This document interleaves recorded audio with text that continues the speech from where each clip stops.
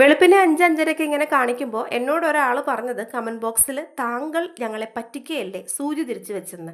എൻ്റെ പൊന്ന് ചങ്ങാതി, ഞാൻ കസേരയിട്ട് കയറി, അത്യാവശ്യം ഹൈറ്റിലാണ് ഈ ക്ലോക്ക് വെച്ചേക്കണേ.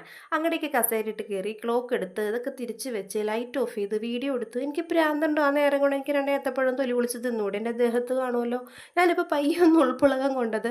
രാവിലെ എൽസു എണ്ണീറ്റ് വന്നിട്ടുണ്ടായിരുന്നു. രാവിലെ കുഞ്ഞുങ്ങളിങ്ങനെ എണ്ണീറ്റ് വരുമ്പോൾ കാണാൻ നല്ല ക്യൂട്ടാണല്ലോ. കുറച്ച് കഴിയുമ്പോഴാണ് പ്രാന്തിളകണേ. ഭക്ഷണം കഴിക്കാണ്ടാവുമ്പോഴും ടോയ്സ് എടുത്തെറിയുമ്പോഴൊക്കെ നമുക്കങ്ങ് ദേഷ്യം വരും.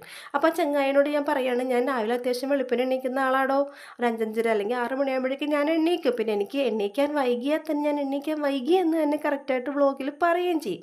ഇന്ന് അന്നക്കുട്ടിക്ക് മാത്രം ലഞ്ച് മതി, ജോക്കൂട്ടൻ്റെ ലഞ്ച് വേണ്ട, തൊണ്ടയ്ക്കൊരു ബുദ്ധിമുട്ടുണ്ട്, അതാണ് ഇങ്ങനെ ഒരു അടഞ്ഞൊരു ശബ്ദത്തിൽ സംസാരിക്കണത്. ഈ മിൽമയുടെ കുപ്പി എനിക്കിപ്പോൾ ഒരു വീക്ക്നെസ് ആണ് കേട്ടോ. കടല, പയറ്, പരിപ്പ് എന്ത് കിട്ടിയാലും ഇപ്പോൾ ഇതിൻ്റെ അകത്താണ് ഞാൻ ഇട്ട് വയ്ക്കണത്. രാവിലെ തന്നെ കിസാൻ കൃഷി ദീപം കാണുന്നൊരു പരിപാടി ഇപ്പം എനിക്ക് തുടങ്ങിയിട്ടുണ്ട്. നേരത്തെ ഉണ്ടായിരുന്നു, ഒന്നിടക്ക് കുറഞ്ഞതാണ്, പിന്നെയും തുടങ്ങിയിട്ടുണ്ട്. എനിക്ക് ഭയങ്കര ഇഷ്ടമാണ് ഇങ്ങനെ പോസിറ്റീവായിട്ടുള്ള ചെടി, പച്ചപ്പ്, ഹരിതാപമൊക്കെ കാണുന്നത്. ഇന്ന് രാവിലെ ജോക്കുട്ടൻ്റെ അഭിപ്രായ പ്രകാരം കറുപ്പ് പുട്ടാണ് അവനിഷ്ടം. കറുപ്പ് പുട്ടും പഴവുമാണ്. അങ്ങനെ ദാ അത്യാവശ്യം പീരയൊക്കെ കൂട്ടിയിട്ടിട്ട് കറുപ്പ് പുട്ട് ഉണ്ടാക്കിയിട്ടുണ്ട്. രാവിലെ തന്നെ കട്ടൻ ചായക്ക് പകരം ഒന്ന് പാൽ ചായയാണ്. അന്നക്കുട്ടിക്ക് ഇന്ന് 2 പരീക്ഷയുണ്ട്. എൽസുക്കുട്ടീനെ അവിടെ പായയിൽ കിടത്തിയിട്ടുണ്ട്. ഞങ്ങൾ 3 ആളും കൂടി പാൽ ചായ കുടിച്ചു. ജോക്കൂട്ടൻ ആ നേരം കൊണ്ട് കുളിച്ചിട്ട് വരാമെന്ന് പറഞ്ഞ് പോയിട്ടുണ്ട്. വേഗം പുട്ടൊക്കെ ആക്കിയെടുത്തു.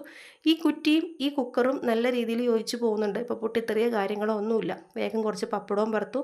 തലേ ദിവസം തക്കാളിയും ചെമ്മീനും കൂടി തേങ്ങ അരച്ച് ചാറ് വെച്ചിട്ട് കുറച്ചെടുത്ത് ഫ്രിഡ്ജിൽ വെച്ചിട്ടുണ്ടായിരുന്നു. അതൊക്കെ കൂട്ടി സെറ്റാക്കി എടുത്തിട്ടുണ്ട്. പപ്പടം വറുത്തത് കണ്ടപ്പോൾ ജോക്കൂട്ടന് വേണം. അധികം കൊണ്ടുപോകുന്ന കണ്ടപ്പോൾ ഞാൻ വേഗം എടുത്ത് മാറ്റി. അല്ലെങ്കിൽ എൻ്റെ അന്ന മോൾക്ക് സ്കൂളിൽ കൊണ്ടുപോകാനൊന്നും ഉണ്ടാവില്ല.